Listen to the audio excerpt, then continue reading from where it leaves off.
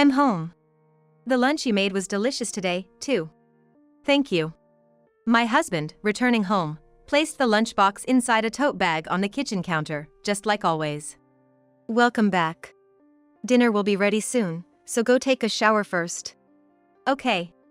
It was a typical scene in our household. From the tote bag on the counter, a plastic square lunchbox was taken out. It was cleanly eaten.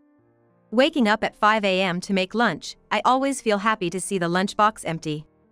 I smiled broadly, thoughtlessly washed the lunchbox, and then got back to finishing dinner preparation. At that moment, I completely forgot. The lunch I had packed for my husband that day was a burger. Wait, wasn't it a burger yesterday? The next day, while eating a burger made by my mother for lunch, I suddenly remembered. There are 2 lunchboxes for my husband. A square one and a round one. I used the round one, but the one returned was the square.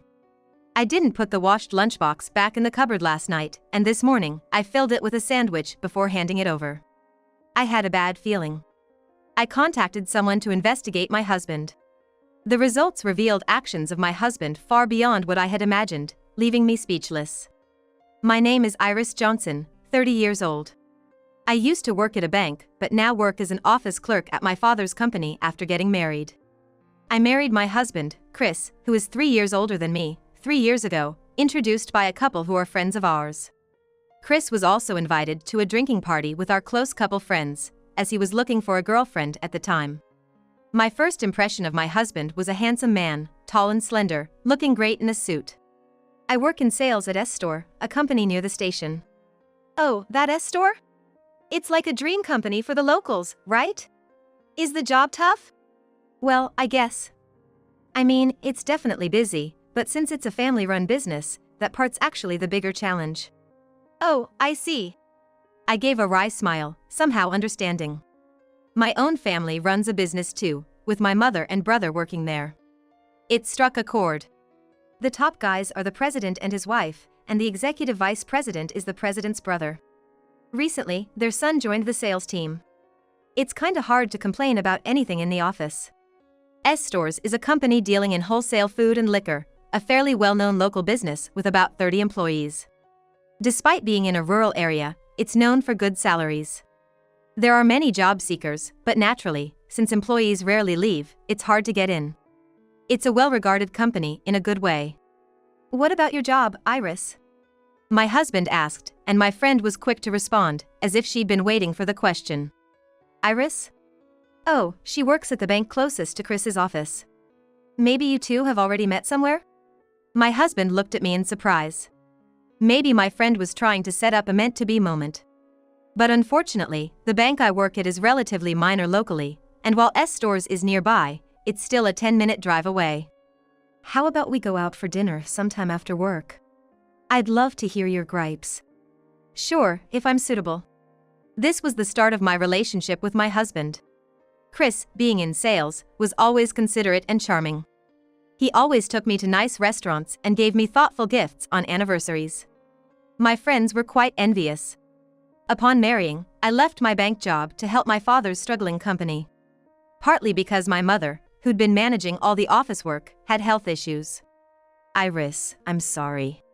Because of Mom, you had to quit your job at the bank. Don't worry about it. The salary's almost the same, and I can leave at regular hours. Plus, I get delicious lunches, so it's all good. Indeed. Working at my father's company had only advantages. The hours are flexible, which helps with managing household tasks. I'm trying to save as much as possible now, not wanting to waste money. Because our family was facing a certain problem. We started our married life in an old 2-story apartment. We didn't want to spend much on a home that we'd only be in during the evenings, as we both worked. The plan was to save as much as possible before having kids. One of our problems was that my in-laws didn't think too highly of me. My parents, being country folks, are jealous thinking your family is wealthy. They misunderstood that not having a wedding ceremony was us looking down on them. Wasn't it Chris who didn't explain it properly? If you had explained, maybe this wouldn't have happened. We didn't have a wedding party. We wanted to spend our life after marriage, not at a party, which we explained to my in-laws. They opposed it, believing in spending on celebrations. So instead, we had dinner with both families. I thought my in-laws were satisfied with that, but they must think we don't want to be tied to their family. It seems they've made up their mind about that. But I'm sure things will change once we have kids. Yeah, that's all we can hope for. Even when we greeted them at their house or met both families together, they never said anything unpleasant directly. They did seem disappointed when we said we weren't having a party. The words of my in-laws, as told by my husband, seem more genuine since I'm not there. They say things like, "Such a stingy family for not spending on celebrations," or "They're snobbish and unpleasant. Until we have kids, you don't need to interact with my family. They don't want to meet you anyway." Chris always said he'd handle it, keeping me from contacting or visiting his family. Hey, how about we visit them together this Christmas? I really want to clear up this misunderstanding and get along. We can wait until we have kids. They said they don't want us to come. Plus, I don't want you to start the new year feeling bad. Since my husband's family lives in the next town, we never ran into them accidentally after marriage. My friends said, "That's convenient, isn't it?" But I still felt disappointed that I couldn't get along with my husband's parents. And then, there was another problem troubling me. It might be even more troublesome. Iris, I have a little favor to ask. My husband, emerging from the bath, hesitantly started to speak. Oh no, again. What is it? You haven't already run out of your allowance, have you? Did you spend all $600 in the middle of the month? Despite being a handsome husband that everyone envied, he had a significant flaw. Oh, yeah. Sorry. I'm going out for drinks with the guys from the sales department tomorrow, but I'm a bit short. Can you spare $200? Chris just couldn't manage money. He always prioritized the spur of the moment. I found some cool clothes last week and couldn't resist buying them, and then I ended up covering the tab for my colleague. What? You bought clothes? And you treated? Sorry, I just couldn't help myself and bought them secretly. But they are stylish. And about the tab, I had to, you know? I'm a senior. It would look bad if I didn't. Listen. That's what people do when they can afford it. If I keep dishing out money for Chris's pride, we'll never pay off our debts. My husband loves fashion and can't resist buying things he wants. He's also a show-off who uses spending money as a way to relieve stress. So, I can't completely restrict him and end up giving him additional allowance each month. When we got married, Chris had a revolving credit loan and a new car loan, which amounted to more than $2,000 in monthly repayments. He also likes drinking and spends half the week out, so he used to burn through his entire salary. Naturally, he had no savings. This came to light when we were engaged and discussing our future life. It'll be fine. Things have worked out so far, and they'll work out in the future too. His optimistic words made me lean more towards paying off debts than having a wedding. Chris wanted a wedding, but I could easily imagine him showing off unnecessarily and wasting money.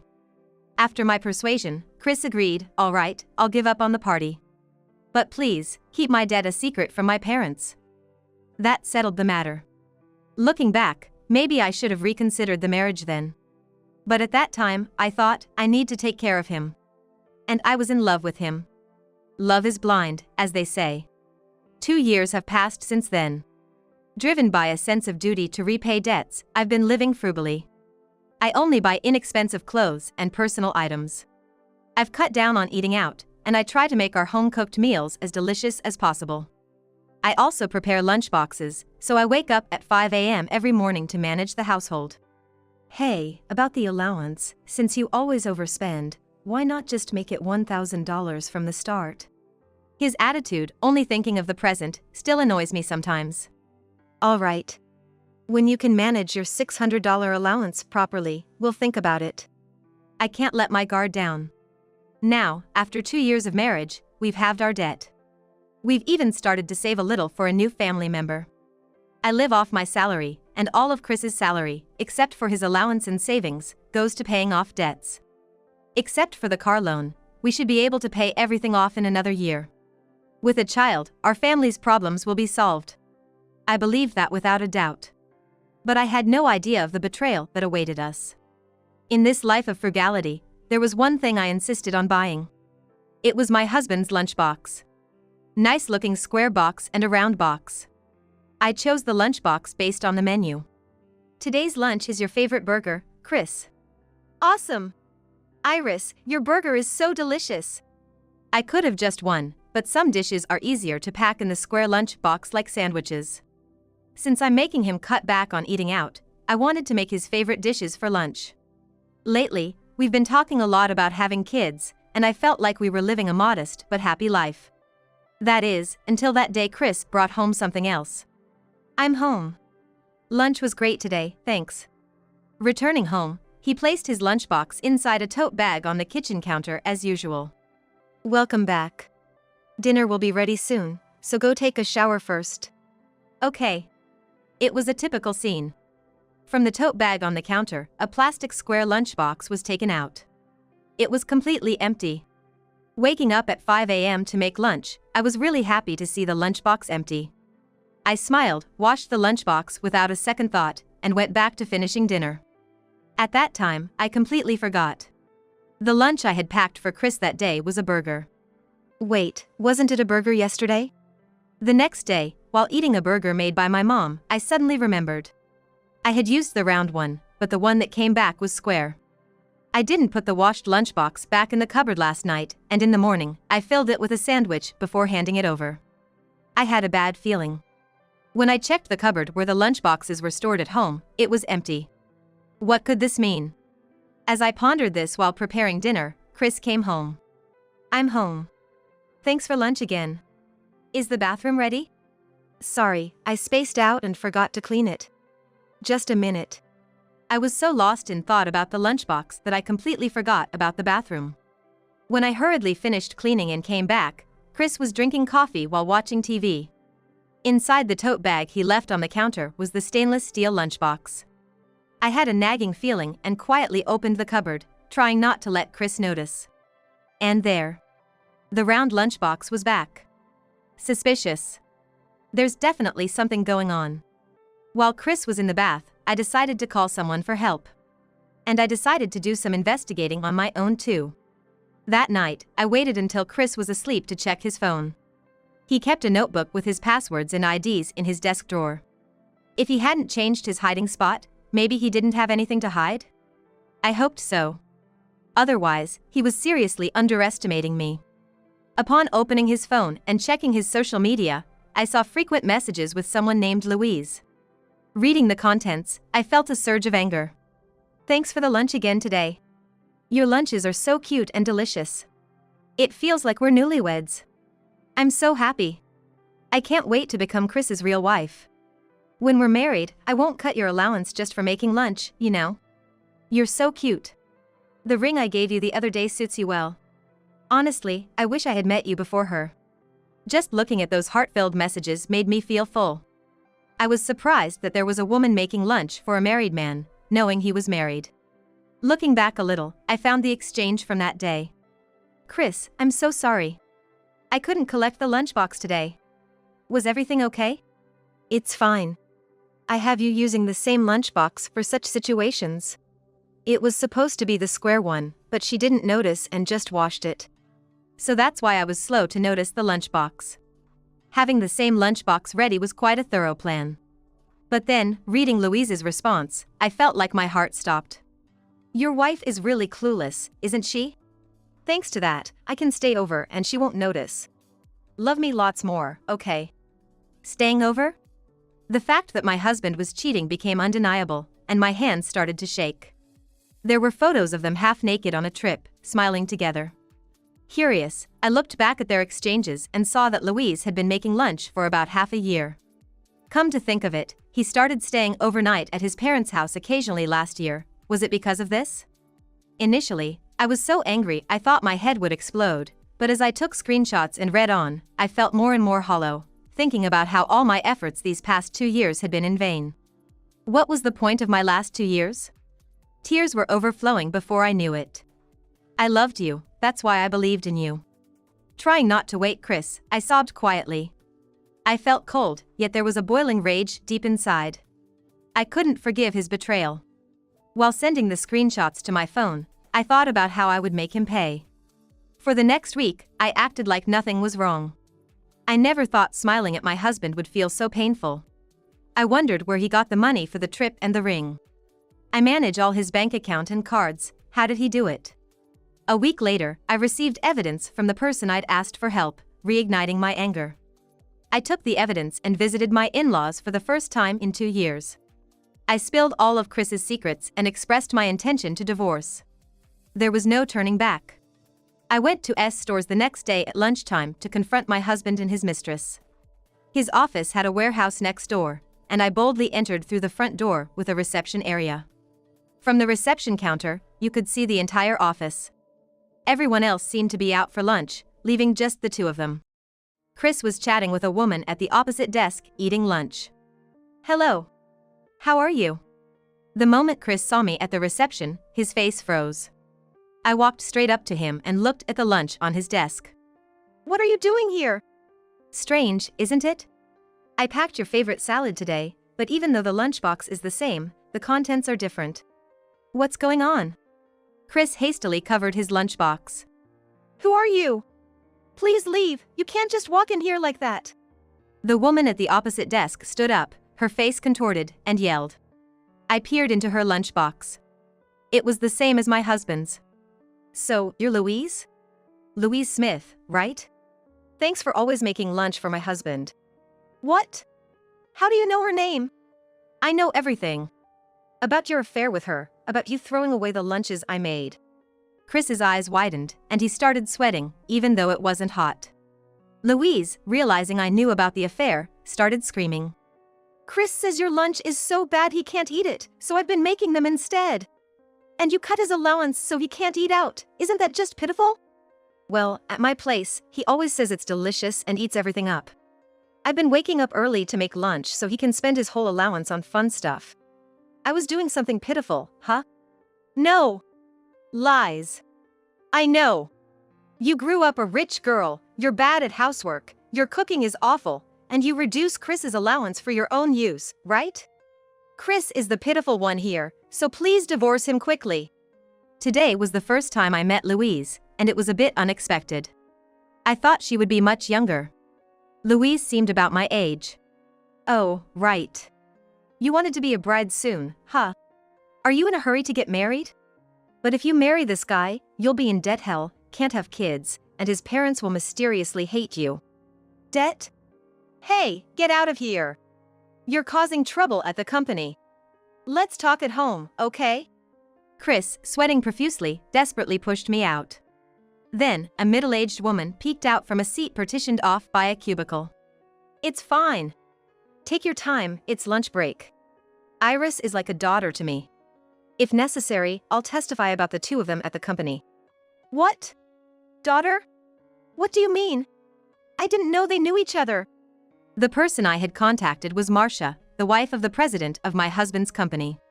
She's an old friend of my mother's from her student days and used to visit our house often when I was little. I kind of forgot to tell Chris about her as she used to listen to my complaints about the company. Marcia had been investigating the fate of the lunches I made for Chris and their behavior at the company. "You were throwing my lunches in the break room trash can every day. I got videos of it and showed them to your parents." "What? Parents?"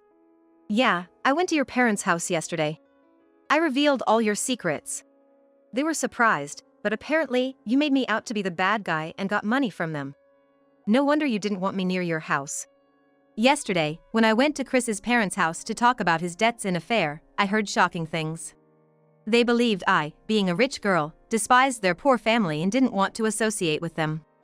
Moreover, they thought I was infertile and that the treatment costs were making our life difficult, so they were giving Chris $600 a month. Sometimes he even begged for more, right? So you had nearly $2,000 a month for allowance? You even stored your new clothes at your parents' house. Well, that's... Louise, this is who he really is. Still want to marry him? I'm divorcing him, but if you want him, I'll gift wrap him for you." "Oh, no. I don't want him." "What? Why not? Wait. Divorce? Let's talk at home. It was just a fling. I'll be good from now on. Sorry. I apologize." Chris, pale-faced, grabbed my shoulders and begged, his head almost touching mine. It hurt, it was annoying, and it made me furious. I yelled, shaking off his hands. Shut up. Just divorce me and pay the alimony. Live with your debts alone. Please. I can't live without Iris. Let's have a child right away. I swear I won't spend money anymore. I'll be a great dad. I was just amazed he brought up having kids in this situation. Did he think saying that would make me forgive him? I don't want a child with you. Live alone. Oh, and don't think you can rely on your parents anymore. Your dad was really angry. He said he wants all the money he gave you back. No, that can't be. I don't want a divorce. Please forgive me. Iris. Please. Chris collapsed on the floor, crying pathetically. Chris, this is what they call spilled water, can't be gathered up, too bad. Marcia smiled slyly as our eyes met. I suppressed a laugh, nodded slightly, and left the company. After that, the divorce with Chris went smoothly with his parents' help. I returned the debt-ridden account and cards, and took all the money we had saved as shared property. I'm truly sorry. If I hadn't believed everything he said and talked to you properly, things might have been different.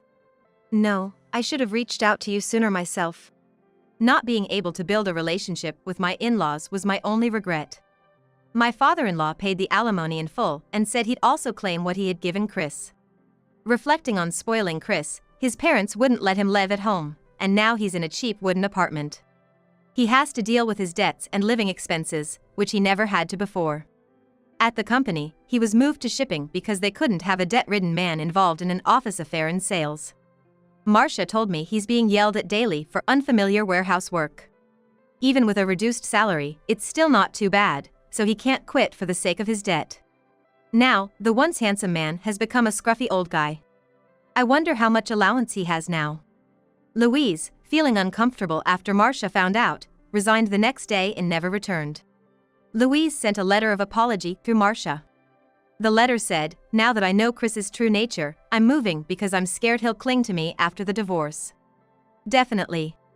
I've returned to my parents' house, saving money with the frugality skills I learned. Chris begged to get back together several times, but I completely ignored him. Marcia's warning seems to be the most effective since he can't quit his job. With the alimony from the two, I'm planning a spa tour with Marcia and my mother soon. My life is just beginning. I plan to live positively from now on.